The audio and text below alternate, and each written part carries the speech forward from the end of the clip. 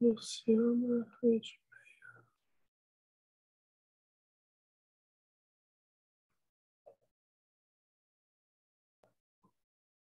grava, né? Grava, né? Grava.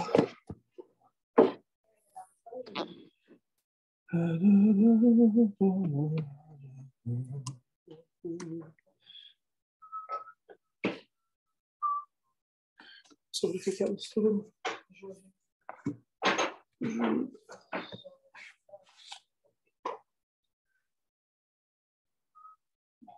Só umas 2 terça-feiras deve apagar.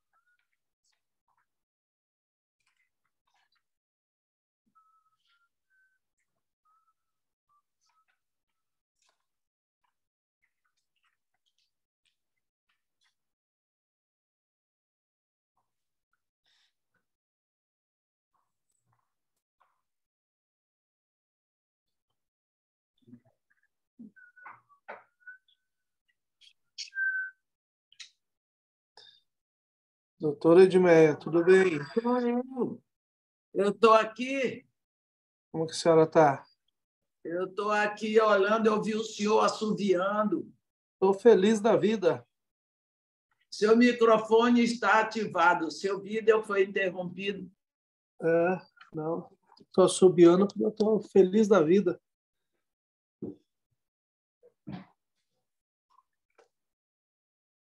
Toque para falar.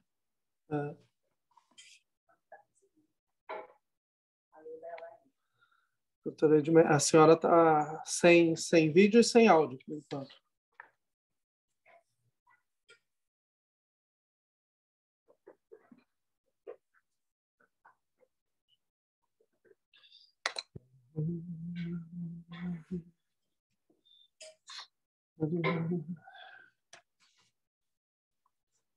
Ai, ai.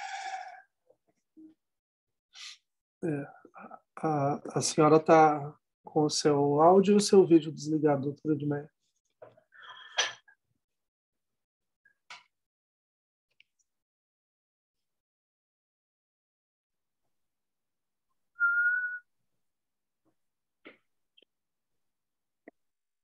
Doutora Edmeia, ela.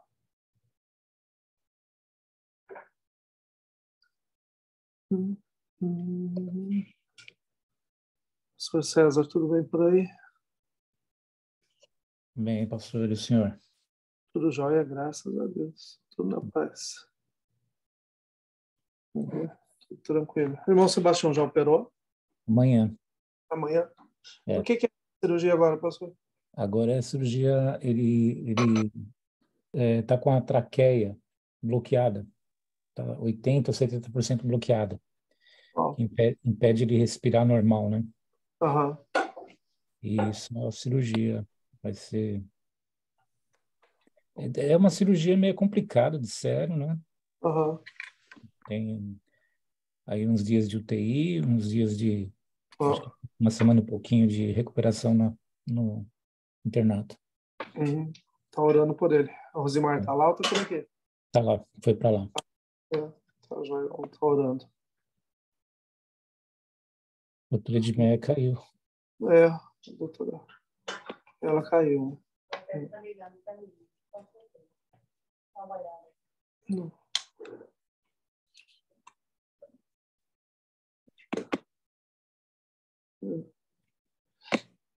Sampaio.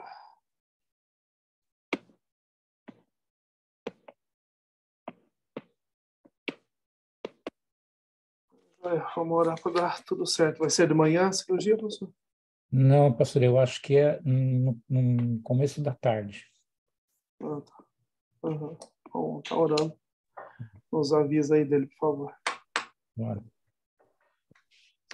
Agora, Agora estou lhe vendo e estou lhe ouvindo. pois é, graças a Deus. Tá tudo bem?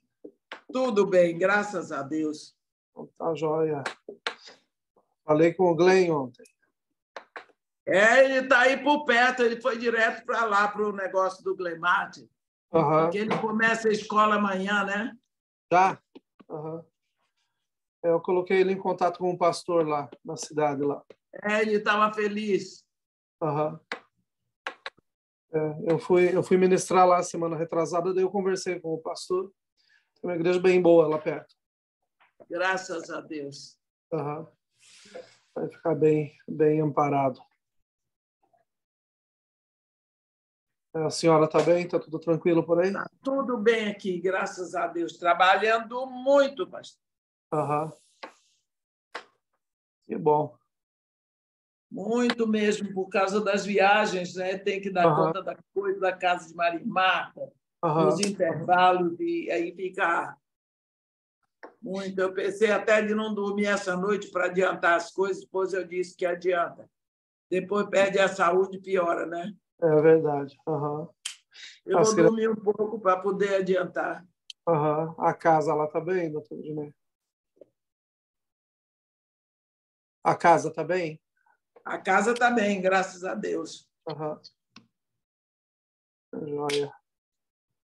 Então, vamos orar por esses meninos aí também. É.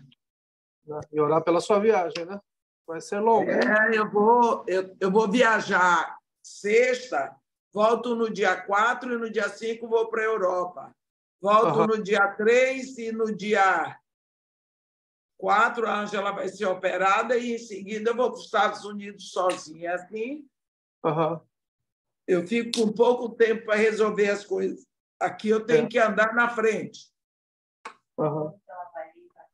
Para onde a senhora vai quando a senhora vier para cá? Eu ainda não sei, pastora Lídia ainda não me passou a agenda. Joia, se passar aqui perto, tem que vir tomar canja, hein?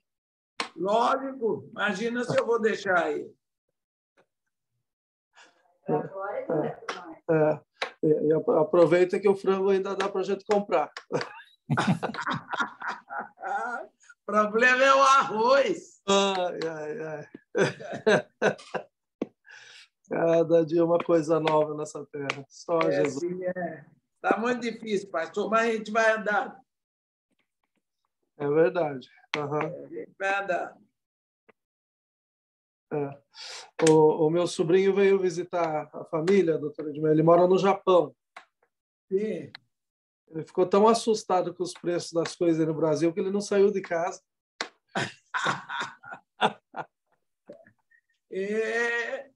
Já penso, pastor, eu agora vou fazer compra. Eu fazia antes, eu pegava 5 carrinhos dos maiores. Agora eu pego os 5, só que antes eu pagava 1.800, agora estou pagando 9. Uau! Jesus! Não é por mês, não. Mas subiu demais. Só quem não sabe é quem não vai ao supermercado. E na feira a coisa está apavorante. Que coisa. Bom, aqui também subiu demais as coisas. É o cavalo da fome, né? Cavalo da fome. E outra coisa, subiu demais e a qualidade diminuiu muito. Piorou demais. E agora está assim, eles diminuíram a metragem do papel higiênico. Agora, aquilo que tinha 500 gramas, agora é 400. e a gente paga achando que é 500. É, aqui deu uma diminuída boa também nas coisas. E o que eu estou vendo é a qualidade, principalmente fruta e verdura. Está muito ruim. Está difícil. Só Deus para nos dar graça aí. Eu estou pensando em fazer uma plantação lá na igreja, doutor Edmilson. Está valendo a pena, pastor. Está valendo a pena pescar, fazer um pesca e pague ali, ó, vai dar grana. Falar para o senhor, vou pegar o pastor César aí para cuidar da parte do pesca e pague. Tem aquele irmão que já começou a plantar. Irmão Wilson. Já começou a plantar, mas está fazendo a hortazinha dele ali atrás. Ela precisa ver, vamos cortar a grama lá e ele vem correndo. Não corta aí não, porque ia ficar de boldo, ia não sei o que. Ai. Esses dias ele queria que eu comprasse uns cabritos, uns bodes para soltar no terreno lá. Eu digo, eu sou pastor de ovelhas, você está querendo botar bode aqui dentro? Falar para a senhora, né? É só Jesus. Mas nós temos que louvar a Deus ainda, que Deus tem nos abençoado, né? Graças a Deus. Eu estava falando isso hoje. Eu estava falando isso com uma moça. Eu disse para ela, minha filha, levanta a mão para o céu, da graça a Deus, que você tem um teto, ele cobre, você tem o que comer e o que beber e tem roupa para cobrir sua nudez. E ainda tem dinheiro no banco. Então, vamos para frente. Vamos para frente, com certeza. Vamos mandar. Com certeza. Né? O principal é Deus nos dá, né? Mas amém. Mas está jóia. Eu não sei que horas vocês estão começando, doutora Edmeia. É mais ou menos por essa hora. Então está na hora já, 7h44 já. 7h45. Quantos irmãos tem aí já? Estamos 9. Vamos esperar só mais uns minutinhos e já começamos bem. Pastora Cátia está sabendo que você está oferecendo a canja dela? Estou escutando. Escutou a conversa aqui. O negócio é esse. Doutora Edmeia, está um calor tão grande aqui. Mas tão grande que só de pensar na sua canja eu já estou ficando suado. Aqui está frio, pastor. Está calor demais. Jesus amado. Aqui está frio. A gente sai de casa cedo. Eu tenho saído 6. Ontem eu saí cedo do hotel, eu saí do hotel 6h15, para poder ir para o aeroporto para tomar um avião para vir para o Rio. Eu estava em Salvador. Na hora da gente ir para o portão, o voo foi cancelado por causa do mau tempo no Rio de Janeiro. Disseram que o Rio e São Paulo estavam debaixo d'água. Depois de muito, com a mão de Deus na frente, conseguimos ir para São Paulo, para de São Paulo vir para o Rio à tarde. E vou dizer uma coisa para o senhor, foi Deus mesmo que, depois que nós chegamos, fechou o aeroporto. Fechou o aeroporto, né? Fechou, não tem condição aqui o Santos Dumont. Só que está desse jeito. Essa época do ano, quando eu vou para São Paulo, Campinas, Sorocaba para ali, eu vou de avião, eu volto de ônibus. Porque a gente nunca sabe se vai ter lugar para pousar avião no Rio de Janeiro e eu tenho que fazer. Então, eu prefiro vir de ônibus, que o ônibus sempre chega. Eu vi hoje de manhã no jornal aí que cancelaram 90 voos no aeroporto lá e que tinham fechado o aeroporto. Pois é, foi horrível. E lá de Salvador para vir para cá não foi fácil, mas Deus, na sua infinita misericórdia, me mandou de volta para casa. Vai para casa, velho.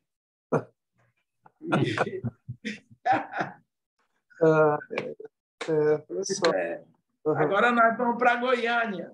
De Goiânia, vamos para Belo Horizonte para ir para Divinópolis no mesmo dia. Pregamos lá, no outro dia vamos para a igreja do pastor Jeremias, 3 dias em Belo Horizonte, e de lá nós vamos para Nepomuceno, e de lá nós vamos para Varginha, voltamos um dia aqui e vamos para a Europa.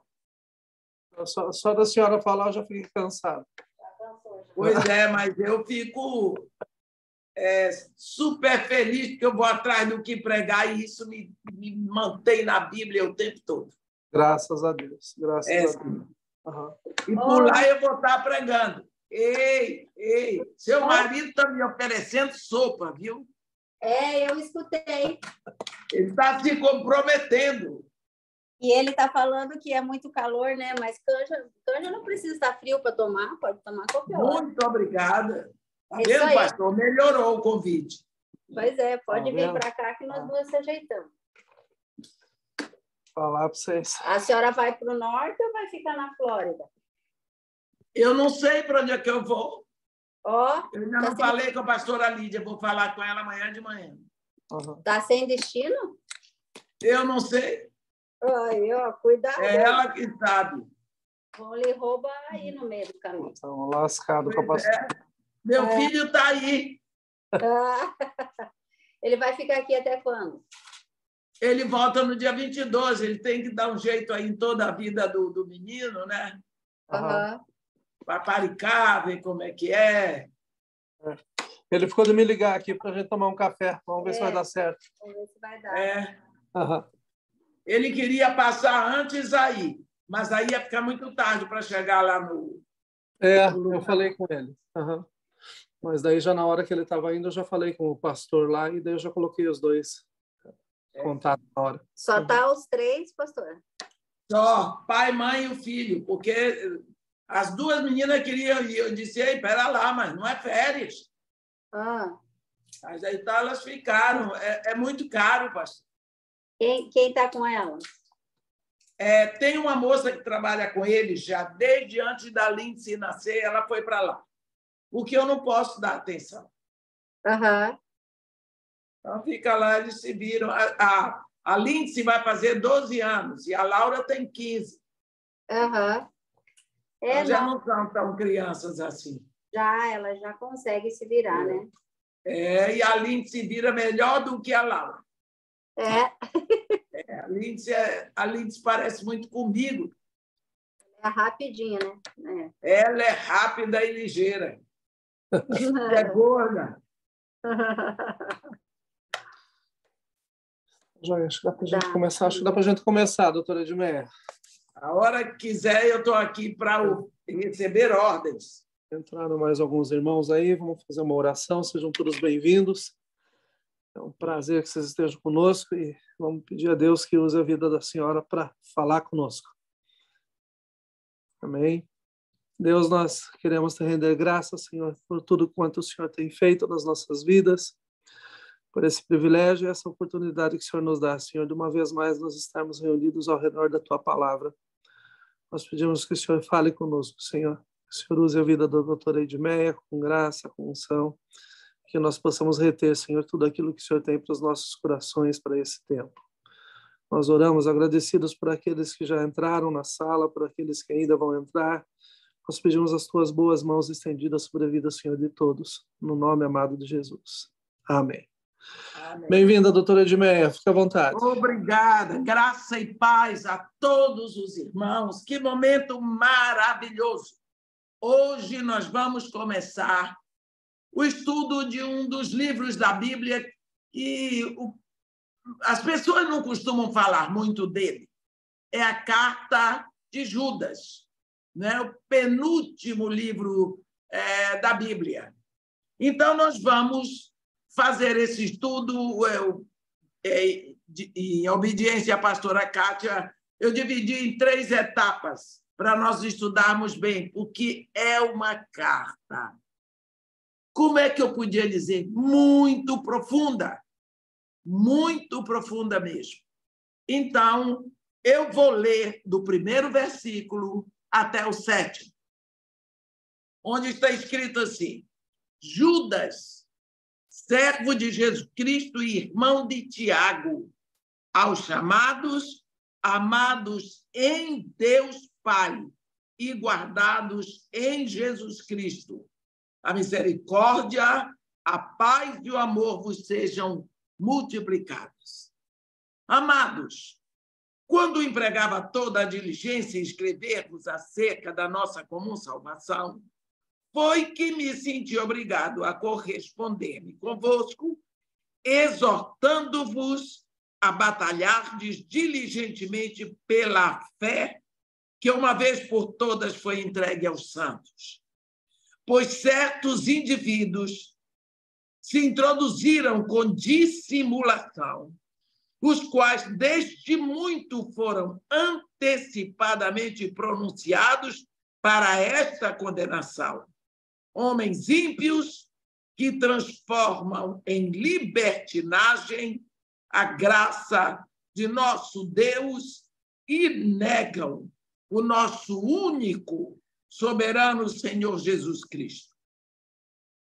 Quero, pois, lembrar-vos, embora já estejais cientes de tudo, uma vez por todas, que o Senhor, tendo libertado um povo, tirando-o da terra do Egito, destruiu depois os que não creram, e a anjos, os que não guardaram seu estado original, mas abandonaram seu próprio domicílio, ele tem guardado sob trevas em algemas eternas para o juízo do grande dia. Como Sodoma e Gomorra e as cidades circunvizinhas, que, havendo-se entregado à prostituição, como aqueles, segundo após outra carne, são postas para exemplo do fogo eterno, sofrendo punição. Vamos parar aqui e vamos ler o que o apóstolo está nos ensinando. Quem é Judas? Meus irmãos, quando nós lemos o Evangelho de Jesus Cristo segundo Marcos, no versículo 3, nós vemos o povo de lá da Galileia dizendo: não é este o carpinteiro, filho de Maria, irmão de Tiago, José, Judas e Simão, e não vivem aqui entre nós suas irmãs? Quando Jesus Cristo começou a pregar o Evangelho e Deus fazendo maravilhas através dele, nós vemos a perplexidade do povo da cidade dele, de Nazaré. Esse povo diz: este é o carpinteiro, filho de Maria, irmão de Tiago, José, Judas e Simão, e não vive aqui entre nós suas irmãs? Então, nós vemos que Judas é irmão de Tiago, é irmão de Jesus por parte de mãe. Então, aqui não fica a menor dúvida.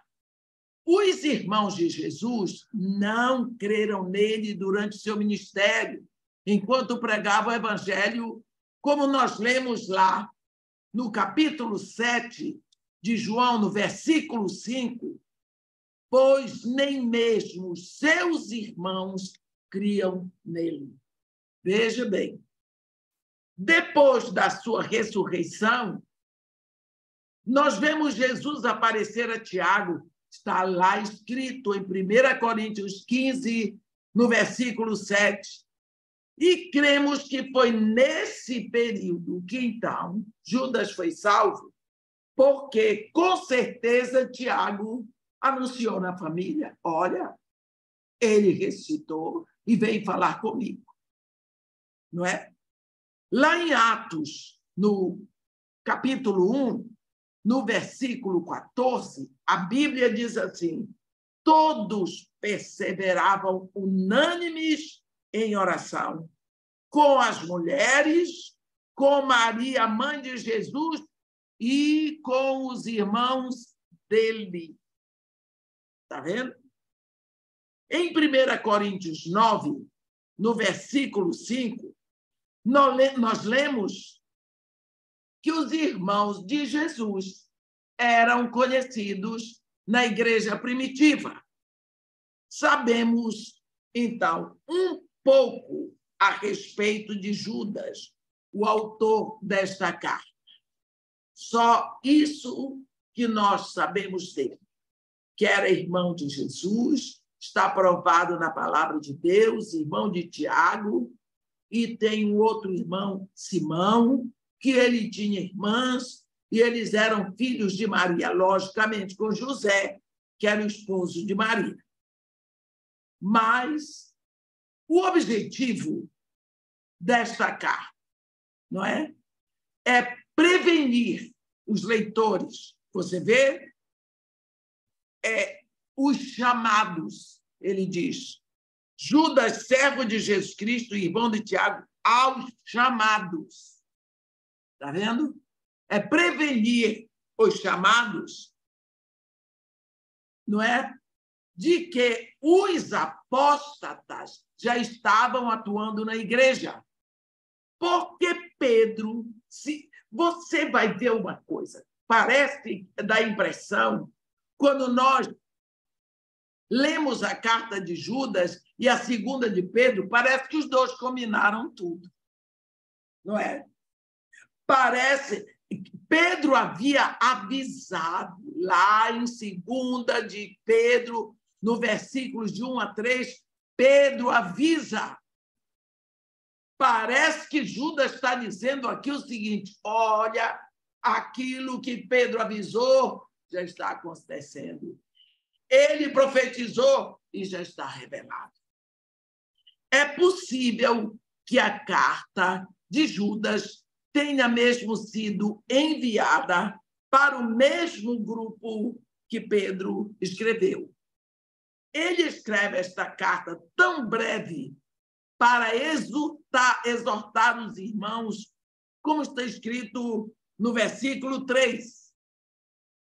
No grego, esta palavra, exortar, é usada para descrever a ordem que o general dá ao seu exército. Às vezes, as pessoas acham que a palavra de exortação é briga. Não é. É uma palavra séria, direta, e é usada por um general quando ele dá ordem para o seu exército. Judas, quando ele sentou para escrever, ele tinha uma coisa no coração, ele tinha um desejo no coração. Ele disse que quando ele empregava toda a diligência para escrever acerca da nossa comum salvação, olha o que ele queria escrever. Acerca da nossa comum salvação. Ele se sentiu obrigado a escrever sobre exortação, sobre batalha, para que eles batalhassem pela fé, não é? Então, dá a impressão, eu ouvi uma vez um pregador dizendo que parece que Judas sentou para tocar uma harpa e o Espírito Santo diz para ele: deixa a harpa e pega a trombeta, porque ele foi levado a deixar o assunto da nossa comum salvação para entrar na exortação, não é? Ele ia escrever um simples devocional sobre salvação, meus irmãos, mas o Espírito Santo o direcionou a escrever, conclamando os chamados para abrir os olhos, para acordar e se assenhorar da batalha, pois o inimigo já estava lá no campo, inserido no meio deles. Ali dentro da igreja o inimigo já estava e eles não estavam vendo. Primeiro, ele chama nos versículos 1 e 2 como se fosse por um exército. Ele diz: Judas, servo de Jesus Cristo, irmão de Tiago, aos chamados. Eu acho linda essa expressão de Judas. É difícil encontrar na Bíblia algo que me emocione tanto. Ele diz: amados em Deus Pai e guardados em Jesus Cristo. Olhe, ele não diz amados por Deus Pai. e guardados por Jesus Cristo. Ele diz em Deus Pai. Nós somos amados nele. Quer dizer, nós fazemos parte intrínseca do coração de Deus. Nós estamos neles, amados ali, e somos guardados em Jesus Cristo, porque nós já estamos em Cristo. Aí ele deseja para nós a misericórdia, a paz e o amor, e que isso tudo nos seja multiplicado, como Pedro diz na sua segunda carta.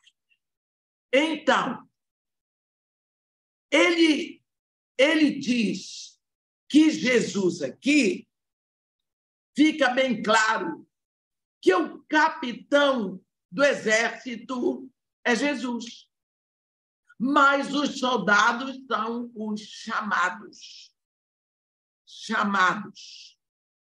Esses são os soldados, aqueles que são chamados, e é para esses que ele está falando, que estão amados em Deus Pai e guardados em Jesus Cristo. Esses chamados são os santos, que estão escritos no versículo 3. Aqueles que compartilham a fé comum pela fé em Jesus Cristo. É o povo separado. Só um minutinho. São os chamados, os santos. Os mistérios, né, da soberana eleição de Deus pela graça estão muito além do que nós possamos compreender, meus irmãos, até que cheguemos à sua gloriosa presença. Por isso, é sempre melhor evitar discussões, sabendo que as coisas ocultas pertencem a Deus, como está escrito em Deuteronômio 29, 29. Nós não podemos compreender como o Espírito Santo estava trabalhando em nossas vidas antes da nossa conversão. Mas, com certeza, ele estava nos arrumando para nos separar, desculpa, para sermos guardados em Jesus Cristo. Essa questão de eleição tem sido tão discutida, tem causado tanta divisão. Como se nós pudéssemos entrar nos mistérios ocultos de Deus. Eu sou, pelo evangelho simples, pela fé simples, somos chamados, somos escolhidos, somos salvos, somos separados, somos filhos de Deus, já temos a fé, precisamos deixar tudo aquilo que nos conduz à discussão. Tem pessoas que se alimentam de polêmica. Vamos deixar aquilo que pode causar discussão e vamos buscar aquilo que nos une. Não é? Antes que você se convertesse, o Espírito Santo estava trabalhando nas suas situações que preparassem você para sair dos desvios, para ouvir a palavra e se render a Jesus Cristo. Chegou a hora de você se render. Quantas pessoas ficam tanto tempo na igreja e nunca têm um novo nascimento? Por quê? Porque não chegou a hora. Não chegou a hora. É preciso que nós saibamos que Deus nos escolheu em Cristo antes da fundação do mundo para sermos santos e irrepreensíveis perante Ele, e em amor nos predestinou para ele, para a adoção de filhos. Como que ele fez isso? Isso é uma questão de Deus. Não é da minha conta. É melhor eu glorificar a Deus, que na sua infinita misericórdia, ele me chamou. Não é? Deus estava trabalhando todas as circunstâncias para que eu me rendesse a seu filho. Não somos apenas separados, meus irmãos. Somos também preservados, cuidadosamente guardados em Jesus Cristo. É isso que o apóstolo Judas está dizendo. Por causa disso, somos os recipientes das bênçãos escolhidas para nós. Deus, antes da fundação do mundo, ele já tinha separado bênçãos para você, para mim, para cada um de nós. Para que nós pudéssemos andar nelas. Para que nós possamos simplesmente produzir aqui na Terra. Quando ele está formando você no ventre da sua mãe, ele está botando em você todos os ingredientes para que você seja capacitado a fazer aquilo que ele quer.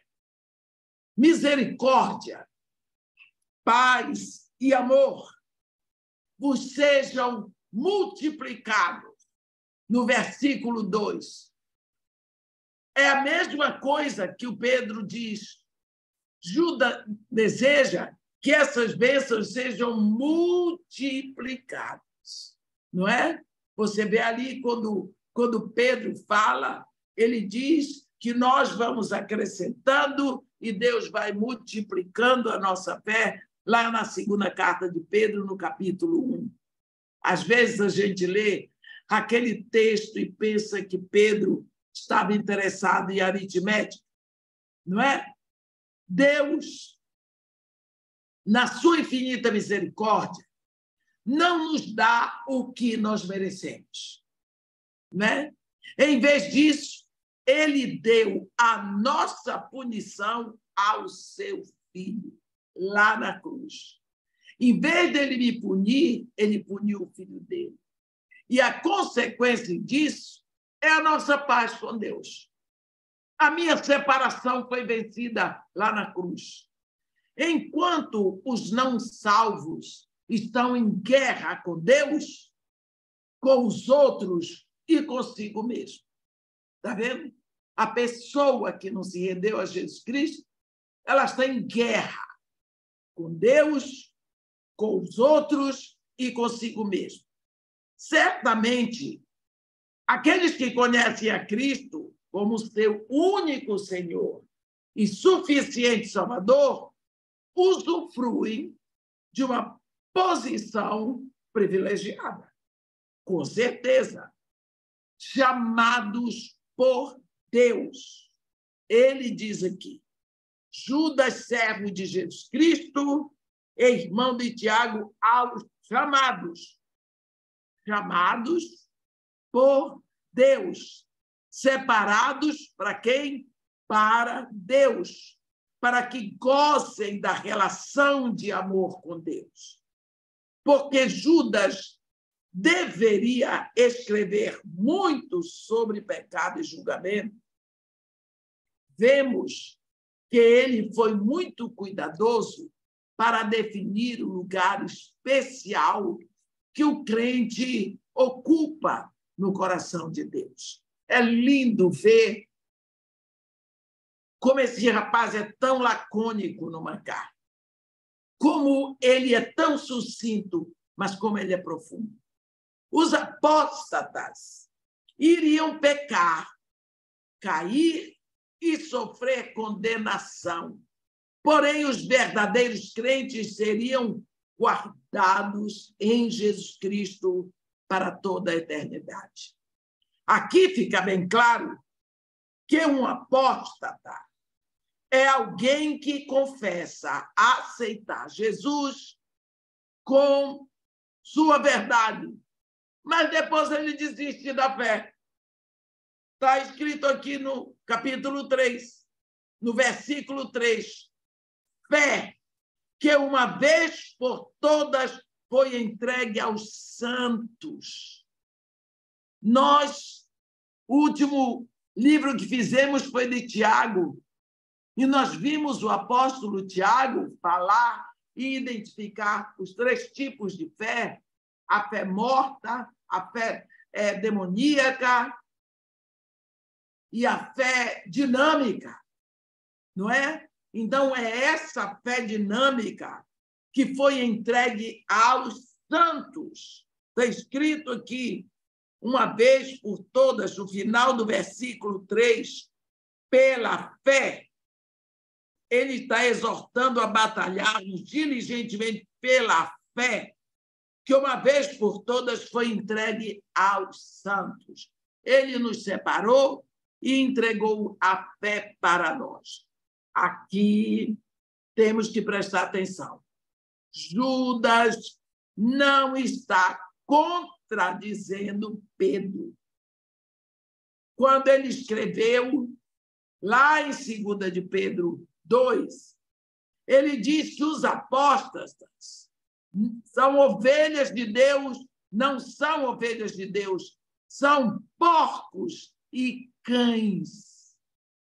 Os apóstatas, eles deixam a igreja, eles deixam a fé, eles abandonam. Aqui, então, é que vem o exército espiritual a quem Judas está endereçando esta carta. Aqueles que têm Jesus como único Senhor e suficiente Salvador pertencem a esse exército. É o exército dos santos. Deus não está em busca de voluntários de jeito nenhum. Não, não, não. Ele já alistou. E por isso devemos ser leais ao chamado. O privilégio já existe. O privilégio já nos foi dado. Agora é só abraçar a bênção, a vitória que já está pronta e seguirmos, sabendo que teremos aflições e que nós estamos lutando no exército do nosso Pai, e Jesus Cristo é o nosso Jeová de Sabaoth, o Senhor dos exércitos. Agora aqui, eu vou ler os versículos 3 e 4. Amados, quando empregava toda a diligência em escrever-vos acerca da nossa comum salvação, foi que me senti obrigado a corresponder-me convosco, exortando-vos a batalhardes diligentemente pela fé que uma vez por todas foi entregue aos santos. Pois, ele diz, pois certos indivíduos se introduziram com dissimulação, os quais, desde muito, foram antecipadamente pronunciados para esta condenação. Homens ímpios que transformam em libertinagem a graça do nosso Deus e negam o nosso único soberano e Senhor Jesus Cristo. Aqui, ele fala do inimigo. Ele fala claramente do inimigo. Está aqui descrito como ele é, nos versículos 3 e 4. Nós vimos que a carta de Judas tem também como objetivo encorajar aqueles que pertencem à comum salvação. O nome Judas significa louvor.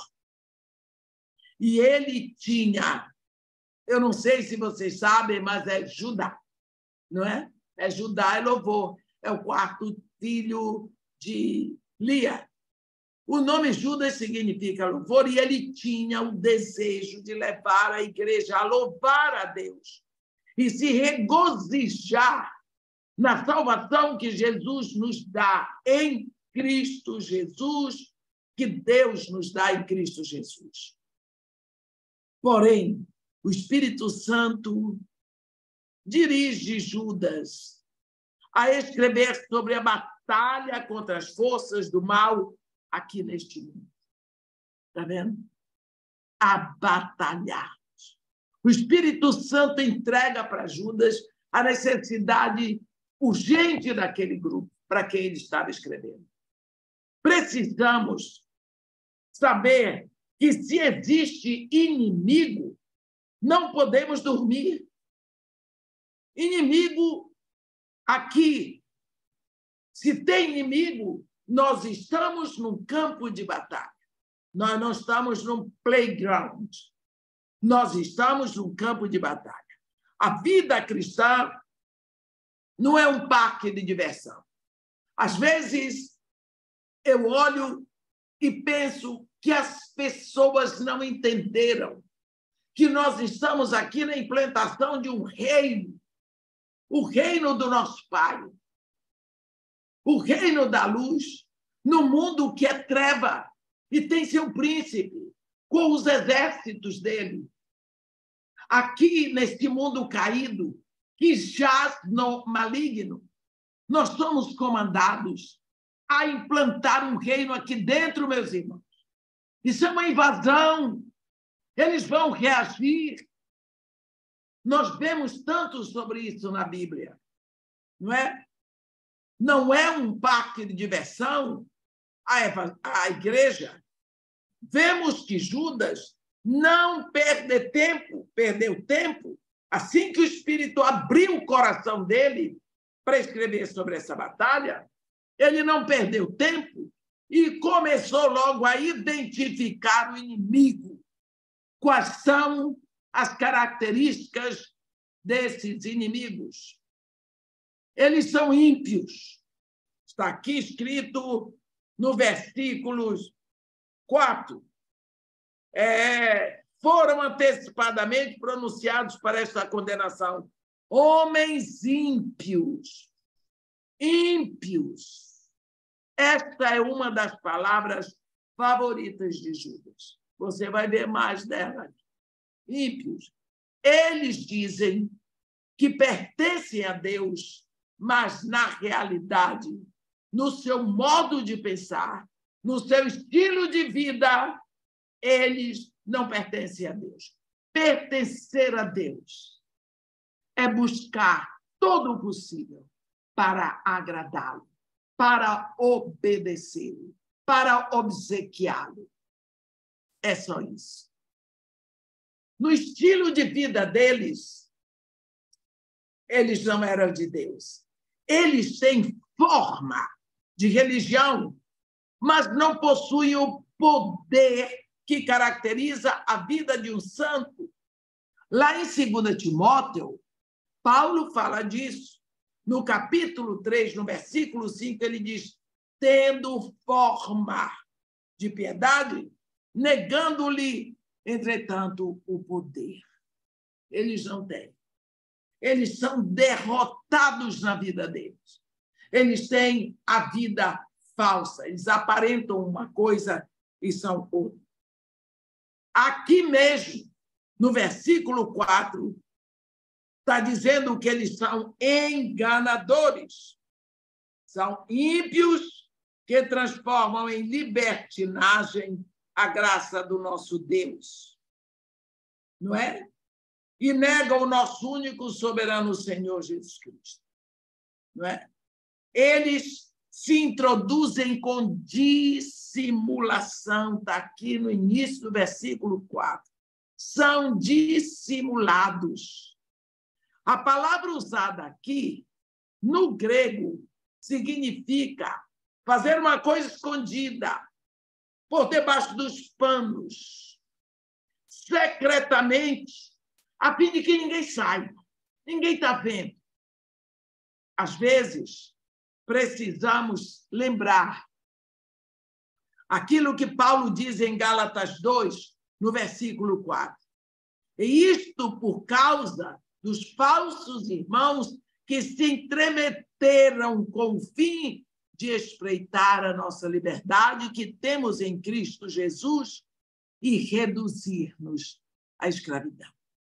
Eles vão Mas eles, na maioria das vezes, acham que nós somos ridículos. Deixa eu dizer. Eu ouvi de uma irmã lá da igreja que eu não estou aceitando determinadas coisas, como, por exemplo, esse enxame de coisas que têm vindo do inferno para a igreja, né? De transexualidade. Ela disse que eu tenho a cabeça pequena. Eu disse, quem aqui tem menor? Quem crê ou aquele que mandou fazer? Porque Deus diz, mas não é bem assim. Então, como é que é? Eu lhe mostro, está escrito na Bíblia. Aonde é que está escrito a sua verdade? Da igreja. Eu tenho a cabeça pequena porque eu estou repetindo o que está escrito. Eu digo, está escrito e mostro onde. São ímpios, enganadores. Os agentes secretos de Satanás são introduzidos na igreja por aqueles que já estão lá dentro. Pedro avisou lá em 2 de Pedro 2, no versículo 1. 2 de Pedro 2, eu vou ler para vocês. 2 de Pedro 2, versículo 1. Simão Pedro, servo e apóstolo de Jesus Cristo, aos que conosco obtiveram fé igualmente preciosa na justiça do nosso Deus Salvador Jesus Cristo. Não é? Ele diz, ele vai dizer aqui, ele vai deixar bem claro, não é? Que isso iria acontecer. Ele profetizou. E agora eles já estão lá fazendo. Já estão lá. Por quê? Porque é lá que eles têm que ir para desviar os que estão ganhos. Esses falsos irmãos entraram porque os soldados estavam dormindo. O inimigo se infiltra nas fileiras porque os soldados estão dormindo. Os líderes espirituais nas igrejas se tornaram complacentes. É por isso que Judas está aqui tocando a trombeta para acordá-los. Esta carta, meus irmãos, parece que Judas mandou hoje. É para nós. É para nós. Eu fico com tanta alegria de ver esta atualidade da palavra de Deus. A palavra de Deus é a mesma. A situação no mundo piora e a palavra é a mesma e nós podemos ver. Quando o Senhor Jesus e seus apóstolos, todos nos avisaram que falsos mestres chegariam. Lógico, eles estão aí. Eles estão aí. Interessante. Desde o início da igreja na Terra. Foi Jesus Cristo deixar a sua igreja, a falsa igreja entrou. Foi Jesus Cristo deixar seu evangelho, o falso evangelho entrou. Outra característica desses ímpios são inimigos da graça de Deus, está escrito no versículo 4 lá em cima. Transformam em libertinagem a graça do nosso Deus e negam o nosso único soberano Senhor Jesus Cristo. Eles entram na igreja para mudar a doutrina e transformar em libertinagem a graça do nosso Deus. Olha, Deus já nos salvou. Nós estamos salvos. Não há pecado que possa nos levar de volta. O sangue de Jesus Cristo já nos lavou, já nos purificou. A graça é nossa. E agora nós precisamos viver essa graça, essa liberdade de fazer tudo e pecar, né? A palavra libertinagem indica a ausência de padrão moral. É indecência, sim, e imoralidade Isso procede da carne, meus irmãos, é lascívia. Eles pensam que se nós formos salvos pela graça, estamos com permissão para vivermos como nos agrada, como a nossa carne deseja. Mas esta liberdade é que conduz à escravidão. Os apóstatas usam a palavra de Deus para promover e defender sua falsa doutrina. Não é? Eles aproveitam, eles usam a palavra de Deus. Eles seduzem jovens e imaturos cristãos que ainda não estão maduros na palavra de Deus. Está vendo o grande problema de tomarmos pessoas imaturas para liderança na igreja? Paulo diz, para não impor as mãos sobre os neófitos. Neófita é a planta que ainda não tem raízes profundas. É a planta, principalmente, que ainda não passou pela poda, ainda não sofreu. Porque esses apóstolos, eles vão atrás, principalmente, dos jovens, e eles os desviam. Outra característica deles, lá no final do versículo 4, eles negam a verdade de Deus.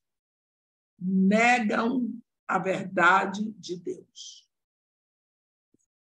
Os apóstolos negam a soberania e o senhorio de Jesus Cristo.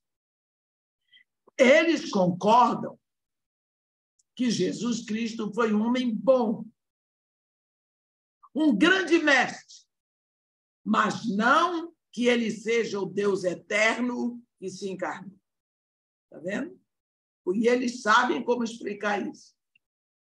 Porque nunca esqueça que Satanás ele tem sagacidade, que é inteligência para o mal.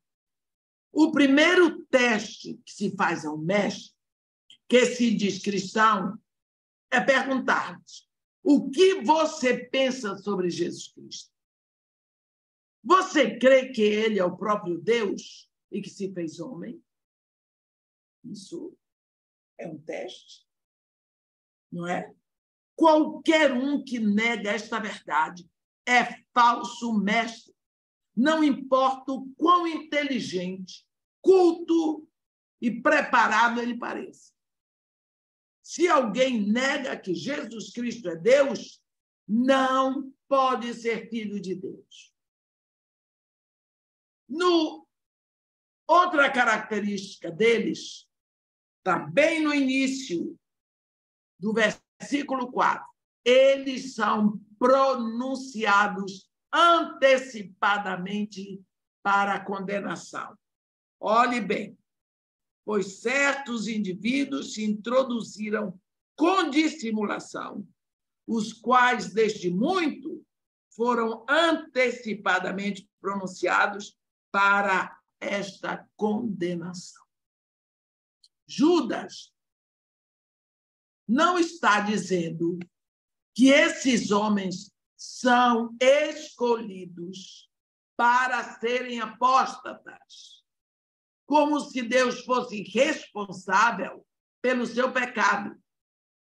Mas eles se tornaram apóstatas porque voluntariamente se desviaram da verdade e Deus já havia ordenado que esse tipo de gente seria julgada e condenada. Os profetas, no Antigo Testamento, denunciavam os falsos profetas daqueles dias, viu? E Jesus fez o mesmo, como também os seus apóstolos.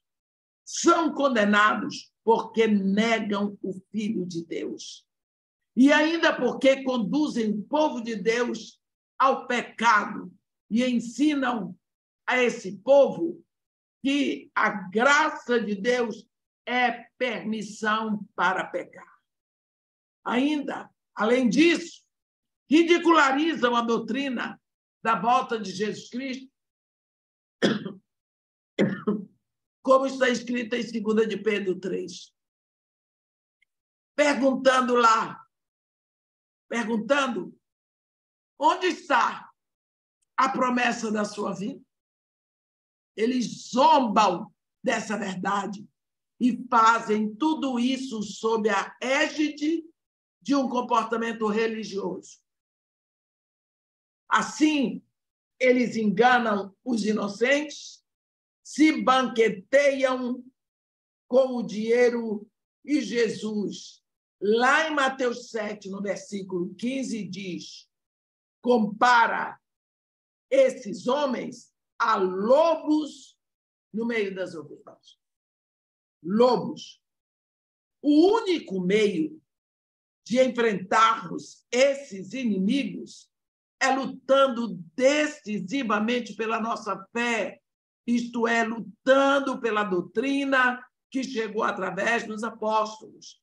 A palavra doutrina é encontrada pelo menos 16 vezes nas cartas pastorais, onde Paulo admoesta tanto Timóteo quanto a Tito a ficarem atentos para que os crentes aprendam a sã doutrina. Essa sã doutrina foi entregue aos santos. Judas fala isso no versículo 3. Nós vemos que devemos lutar pela fé. E isso é agonizar por ela. A falsa doutrina é veneno mortal, que não pode ser aceito. Nós lutamos contra os inimigos do Senhor. Lutamos o bom combate da fé. A vitória, aqui, agora nós vamos ver, do versículo 5 até o versículo 7. Versículo 5. Quero, pois, lembrar-vos, embora já estejais cientes de tudo, uma vez por todas, que o Senhor, tendo libertado um povo, tirando-o da terra do Egito, destruiu depois os que não creram, e a anjos, os que não guardaram seu estado original, mas abandonaram seu próprio domicílio, ele tem guardado sob trevas, em algemas eternas, para o juízo do grande dia.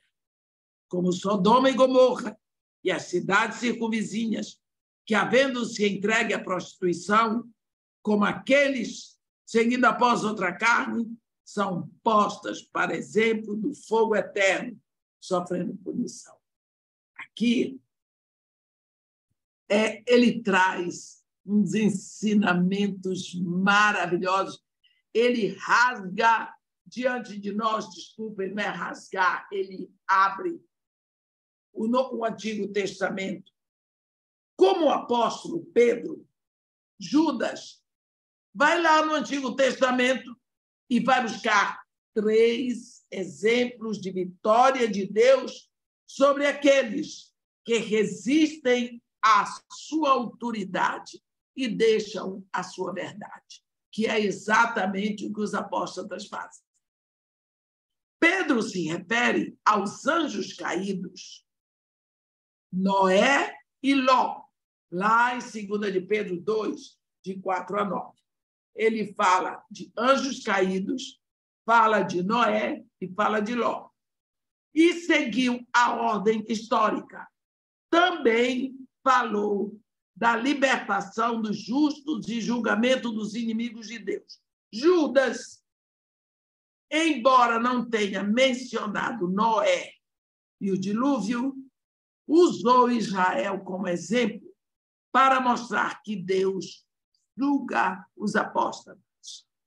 Primeiro, no versículo 5, ele fala de Israel. A nação foi liberta do Egito pelo poder de Deus e trazida até a fronteira da terra prometida. Lembra? Lá em Números 13, eles chegaram até Cades Barneia, chegaram na fronteira, mas o povo teve medo, não teve fé para possuir a terra. Você pode ler isso depois, lá em Números 13 e 14. Números capítulo 13, Números versículo 14. Capítulo 14. Mas Deus tirou todos e botou lá. Era a promessa de Deus e Deus cumpre a sua palavra. E até mesmo os líderes do povo influenciaram o povo a voltar para o lugar da escravidão. Vamos voltar para o Egito, porque nós não vamos possuir essa terra, que é a terra de gigantes. Não tiveram fé na palavra de Deus. Eles olharam as circunstâncias e não olharam para a palavra de Deus. Eles olharam para os seus medos, mas não olharam para o poder do seu Deus. Isso foi rebelião contra a vontade de Deus. E Deus não tolera rebelião. Deus não tolera. Qual foi o resultado disso? Todos, de 20 anos para cima, foram destinados a morrer andando pelo deserto em 40 anos. Eles se viram como gafanhotos. Eles disseram que os gigantes olharam para eles como se fossem gafanhotos. Então, eles tinham que morrer como gafanhotos. Olha o resultado da rebelião. Olha o resultado de negar a palavra de Deus. Quando eu nego a palavra de Deus, eu estou dizendo que Deus é mentiroso. Eu estou dizendo que Deus é moleque, que ele não cumpre a sua palavra. É só isso. É muito claro. Sua rebelião, a rebelião desse povo, o levou ao extermínio. Está vendo? Judas está usando este fato para ilustrar que todos saíram do Egito, mas nem todos foram salvos pessoalmente por problema de fé. Problema de fé. Todos saíram, mas eles não saíram por fé. Eles saíram porque Deus disse que os tiraria. Mas não tiveram fé para entrar. Privilégios, meus irmãos, trazem muita responsabilidade. Trazem, sim. No versículo 6, Judas fala sobre anjos caídos. Aqui, Judas vai associar a queda dos anjos como a destruição de Sodoma e Gomorra. Versículo 7, que está aqui, Sodoma. Nós devemos ver que o Espírito Santo não permitiria a Moisés chamar anjos rebeldes de filhos de Deus. Eu estou falando isso porque tem gente que toma aquela situação lá de Gênesis, que produziu o dilúvio, dizendo que os filhos de Deus se multiplicaram na terra e os homens foram vistos com suas mulheres bonitas, e aí misturaram os filhos de Deus com os filhos dos homens e nasceram gigantes. E por isso veio a deformidade. Por isso veio o dilúvio. Não, não é isso. Primeiro, anjos não podem engravidar a mulher. Segundo, quando Moisés escreveu, ele falou de rebelião de anjos. Ele não disse que era rebelião de filhos de Deus, porque Moisés jamais chamaria filhos de Deus de anjos caídos. E anjos não têm corpo. Eles não encarnaram, por isso não poderiam ter experiência sexual com a mulher. Deus enviou o dilúvio por causa do pecado dos homens e não por causa do pecado dos anjos. Entendeu? O dilúvio veio por causa do pecado dos homens e não por causa do pecado dos anjos. Além do mais, em Gênesis 3, no versículo 4, ora, naquele tempo haviam gigantes na terra. Anjos caídos são anjos caídos que abandonaram o seu próprio domicílio. Lembra, lá em Marcos 5, a história de Gadareno? Quando o Gadareno vê Jesus de longe, ele era possuído de uma legião, ele diz: que tenho eu contigo, Jesus, Filho do Altíssimo, conjuro-te por Deus, que não me atormentes. Está vendo? Ele pediu para Jesus, essa legião, esses demônios, pediram para Jesus que não os mandasse fora do país. Por quê? Porque se eles fossem fora do país, se eles abandonassem o domicílio, eles seriam guardados em algemas eternas para esperar o juízo do grande dia. Anjo caído, em outras palavras, demônio, ele é extremamente territorial. Ele tem o seu território, ele tem seu domicílio. Se ele abandonar aquele domicílio, ele não vai para outro. Ele vai ser guardado em algemas eternas, esperando o juízo.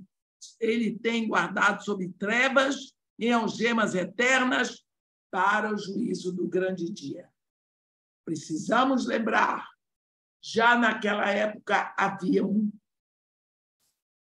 anjos caídos, existiam gigantes. No versículo 7, ele fala sobre Sodoma.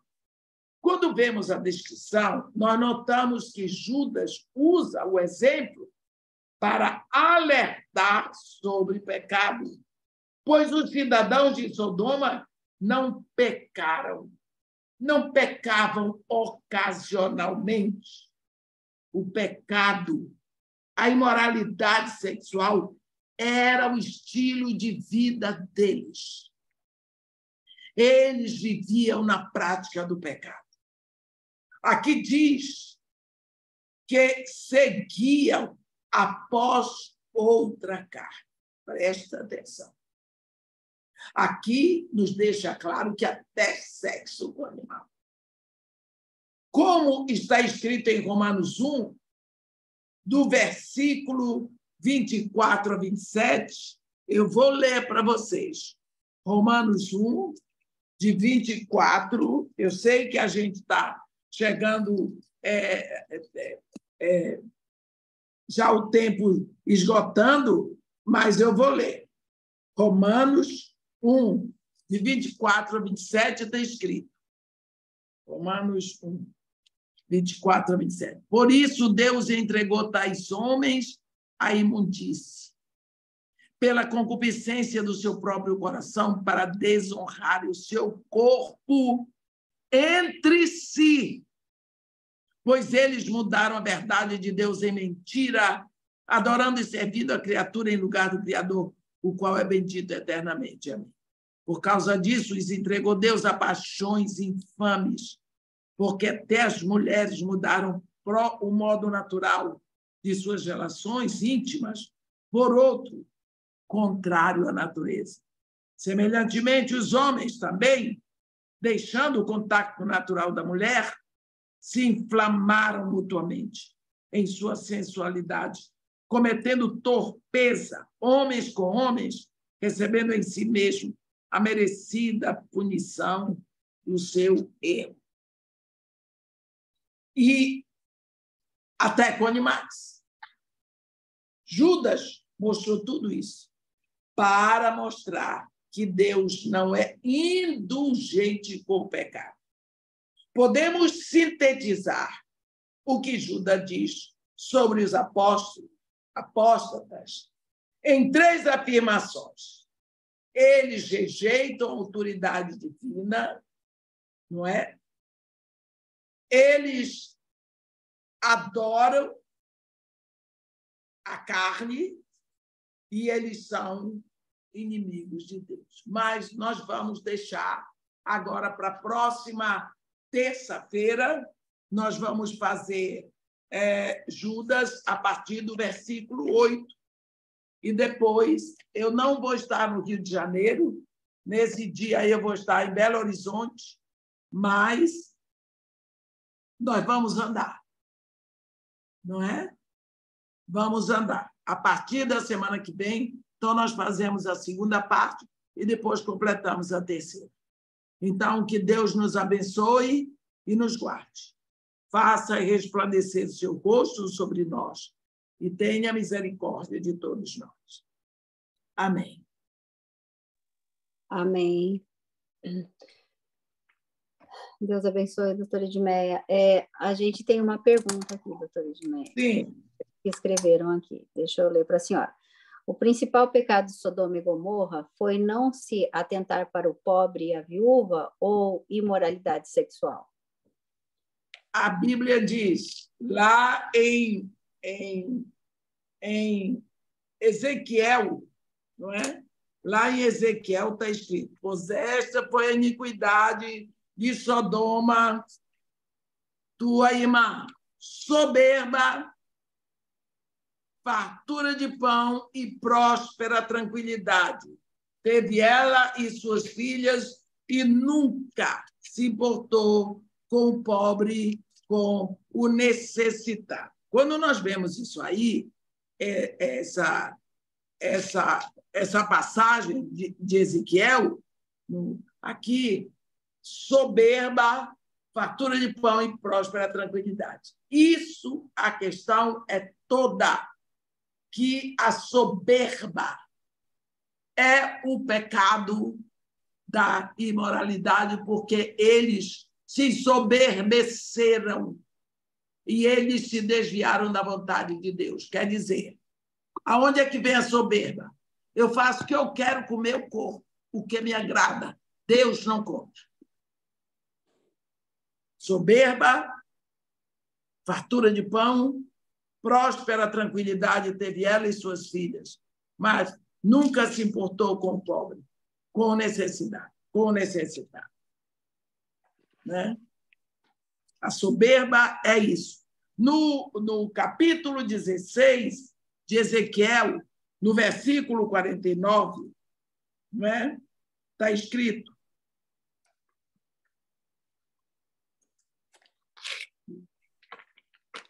aqui,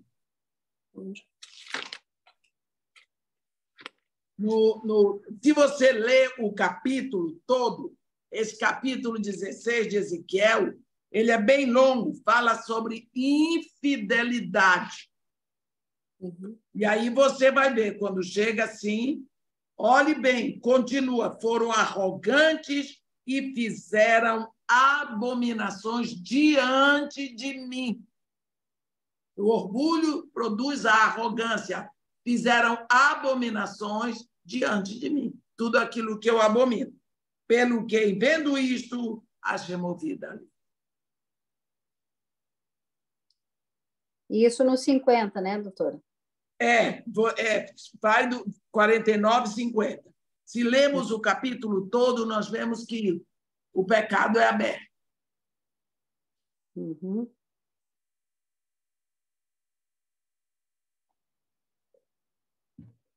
O 49 termina dizendo que ele, mas nunca amparou o pobre e o necessitado. Pobre e o necessitado. Completamente fora dos caminhos de Deus. Uhum. Mais alguma pergunta? Quem quiser fazer. Esse agora é o momento.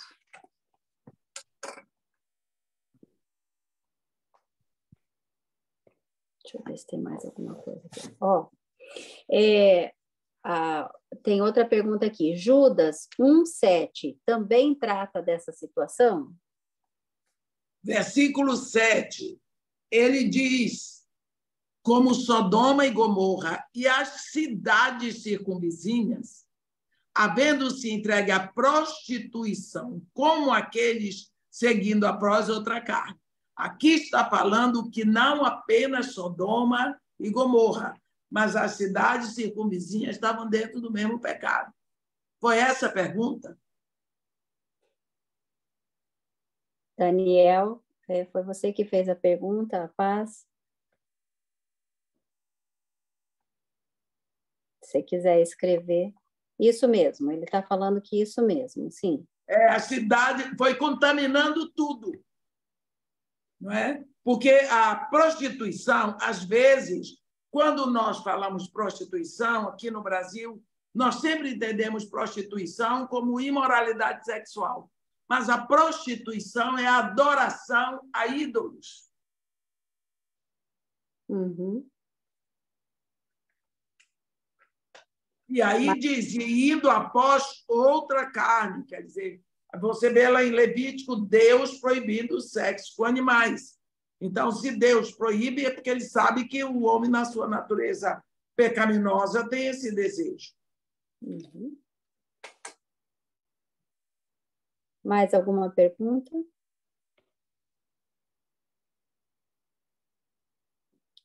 São só essas.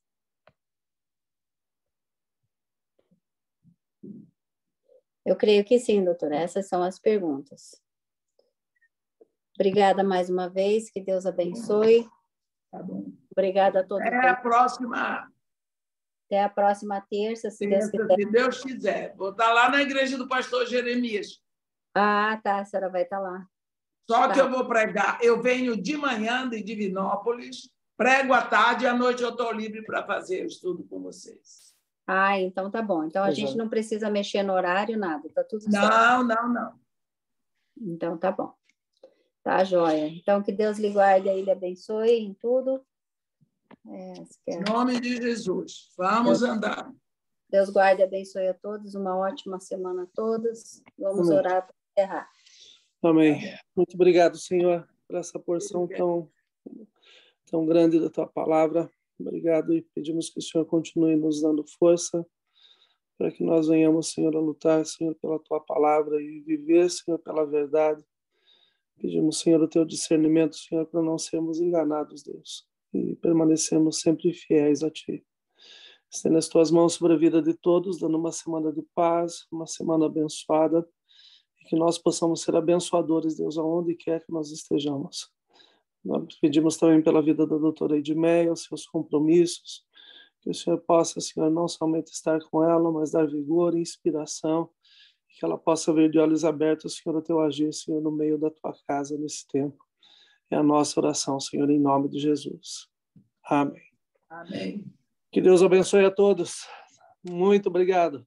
Eu que agradeço. Um beijo para vocês. Está devendo a canja. Deixa que eu vou comprar o frango já. Já se queixou que as coisas estão caras aí, não adianta.